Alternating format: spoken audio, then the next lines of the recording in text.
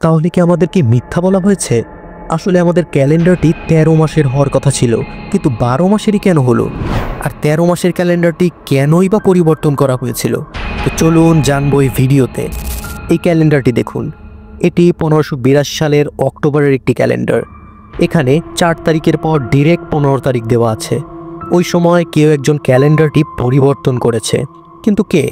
স্ক্রিনে যাকে দেখতে পাচ্ছেন তিনি হচ্ছে প্রপ গ্রেগরি দ্য 13। ইনি 1582 সালে ক্যালেন্ডারটি পরিবর্তন করেন এবং নতুন ক্যালেন্ডার বানান, যার নাম গ্রেগরিয়ান ক্যালেন্ডার, যেটাকে আমরা আজ পর্যন্ত ব্যবহার করে আসছি। এবং আপনি জানলে অবাক হবেন যে জুলাই এবং অগাস্ট এই দুটি মাস জুলিয়াস এবং অগাস্টা সিজারের নামে অনুযায়ী রাখা হয়েছে। তো 13 মাসের ক্যালেন্ডারটি কি বেশি ভালো ছিল? হ্যাঁ, বলাই যায়।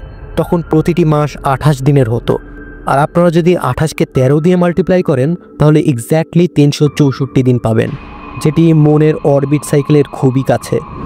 তো এই 13 মাসের ক্যালেন্ডারটি হঠাৎ উধাও হয়ে গেল কেন? আসলে এটিকে সাইলেন্টলি রিপ্লেস করা হয়েছে।